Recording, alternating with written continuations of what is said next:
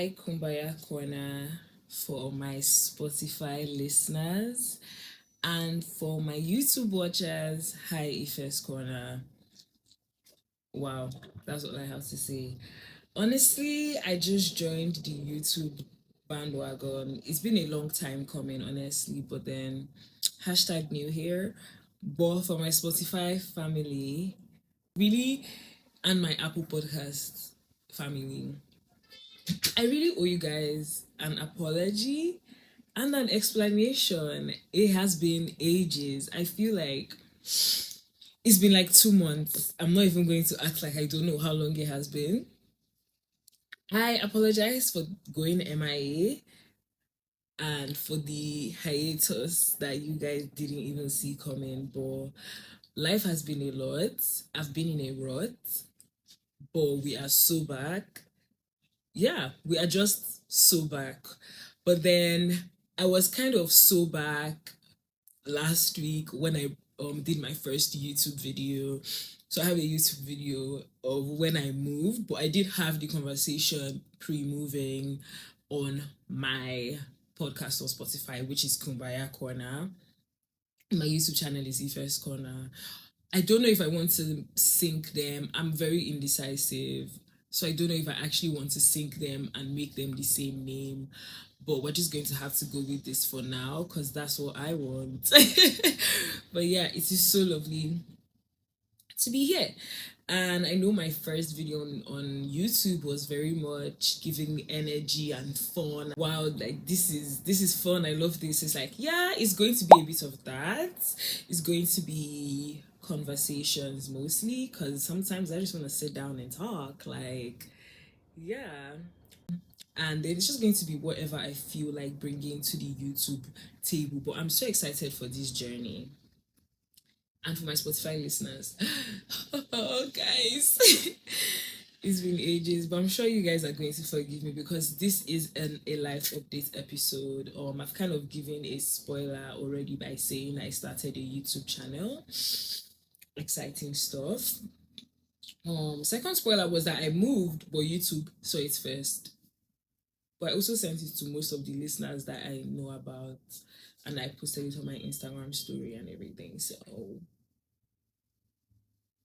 that's exciting. But wow, I moved out of my old studio, the first studio I moved in when I just came to Leicester, and now I live in a two-bed with a friend I made in Leicester last year. We now live together. It's been a year and it doesn't even feel like a year because I can swear I feel like I moved to Leicester like yesterday.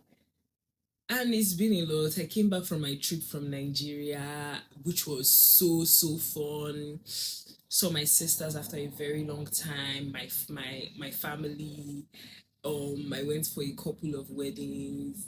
A couple. I mean, like I went for 3 weddings in 3 weeks. I was wedding maxing and side questing. So guys, it was honestly a vibe. I am drinking orange juice, just your typical OJ.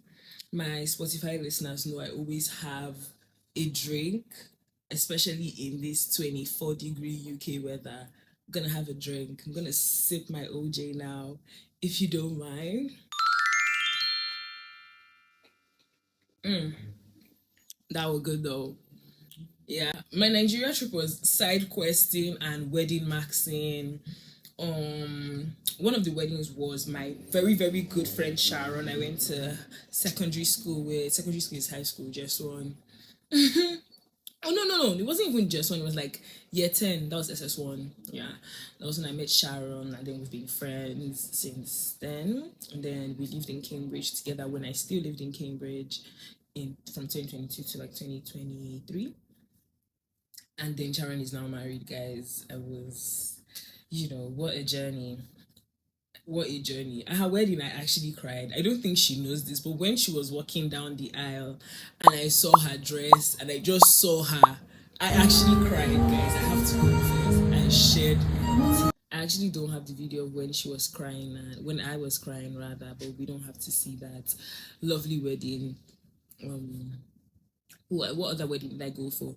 Oh, I went for a family friend's wedding in Lagos. Actually, that was like, it's not my first time visiting Lagos, but my first time in a while. I think the last time I was in Lagos was 2017, and it wasn't like a fun celebration. I went for a funeral, so it was just so different being here for a wedding.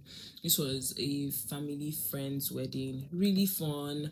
Lagos people don't know when to go to bed and stop the party, and I'm actually not built for that, but that was fun. Actually, good energy, good vibes, amazing outfits. Wow, guys, weddings, Nigerian weddings, let's actually not fucking play, because whoa, beautiful wedding as well. And then the third wedding I went for was actually, I actually don't know who was getting married, but I went there to see my uncle. So I just went in. I stayed for like a good 45 minutes, but I got souvenir, and the souvenir I didn't actually come to play. I got like a bag of beans, oil, gari, and then some other stuff. But I didn't end up using it because I was like, nah, I am not bringing this back to the UK. I'm pretty sure I have hit my luggage. I've exceeded my luggage allowance, whatever.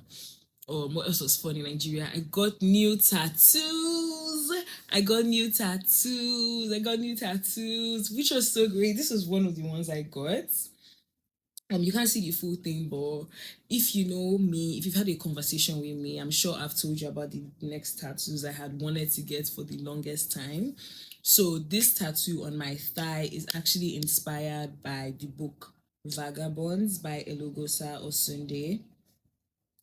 It's a collection of short stories. So the tattoo is inspired by the story of the fairy god girls in Vagabonds. I feel like I'm going to talk about that in another episode, because there's just too much to be said about why I love that specific book. And the tattoo was designed by Irawo Mod. She's called Irawo Mod on Instagram. She basically designed the tattoos based off the 7 stories in Vagabonds, and they're all on her Instagram. And I saw this one when it came. I was like, I need this tattoo and I need her to do it for me. So my trip to Nigeria, it was on my agenda that I will be getting a new tattoo by Irawo Mod, and it would be the fairy god girl, and I want it around my thigh.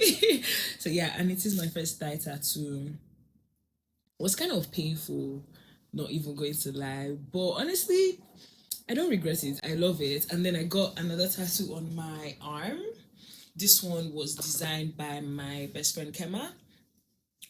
She designed it for me. If you know, she's an artist, so I just trusted her. I gave her some star. I saw this style on Pinterest actually. So it was a star with like a face in it. So I sent it to her, to Kema, and I was like, oh, I want to do this as a tattoo. And she drew it, redrew it with my features. So, well, nobody believes me when I say it, or they think I sound crazy, but the star on my arm is actually got my eyes, my eyebrows, my lips, and then a cheeky heart tattoo just under the eye. Came as little to a tweet I thought was really cool. So I just gave the design to the tattoo artist.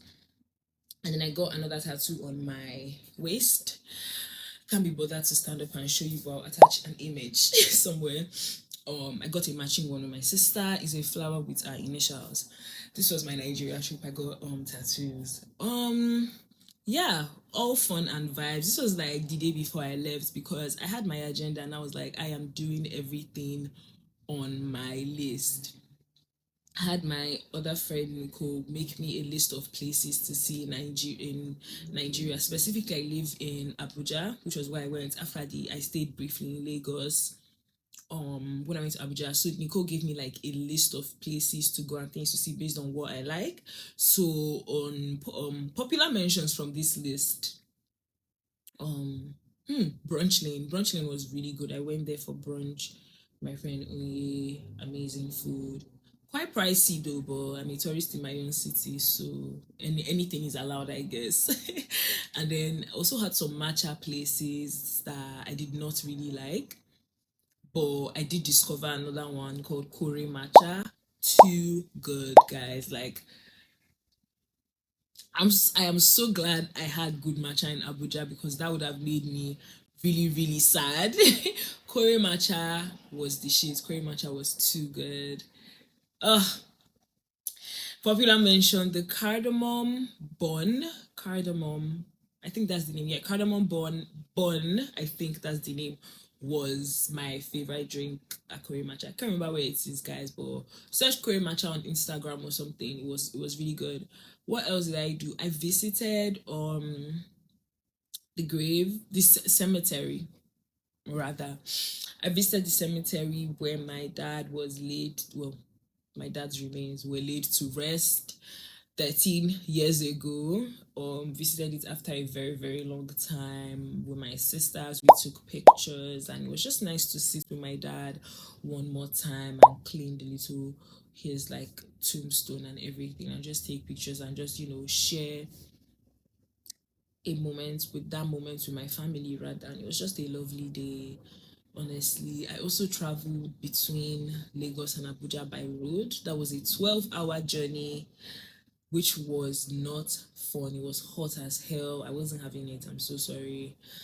But it was an adventure, and we actually don't say no to adventures.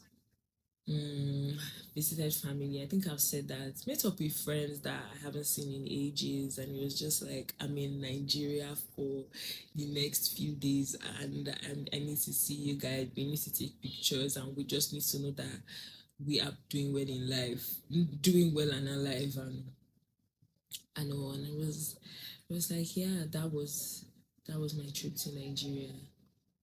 It was great, and I'm looking forward to actually going again because, guys, there's no place like home.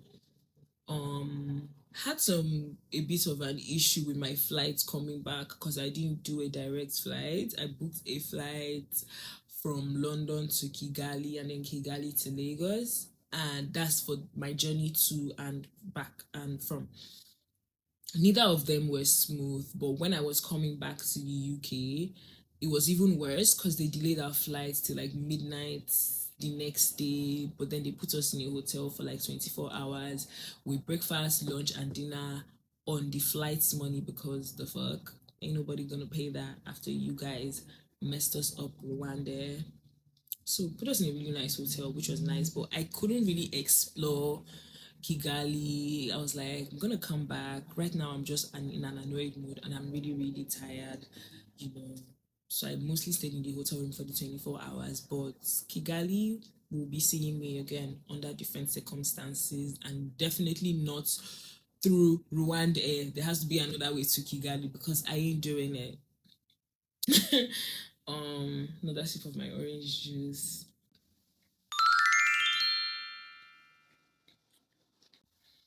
What else did I? Okay, yeah, and then coming back to the UK. Coming back to the UK, I had a few days left in my tenancy at my old place, so I was still house searching when I came back. But good enough, I moved at the end of April. I spent like 2 more weeks in my old place before I then moved here. The move here was not smooth, as you can tell from my previous YouTube video, but we are here now. It was really, really unfurnished, but I have managed. We're managing to just get things one at a time, and just have fun with it, really, because adulting is crazy. I was enjoying the process of actually searching for like house things. I enjoyed it so much, but then things are expensive. Like, I don't think I anticipated how expensive they were. I feel like I knew they were expensive, but then I didn't really like you know think about it. But my mom got me a microwave, a pink microwave, which is so, so cute. That has been my favorite addition to my house. I'm still expecting to make some more touches, and then obviously I will do my best to involve you guys in the process. But this is really what life has been like.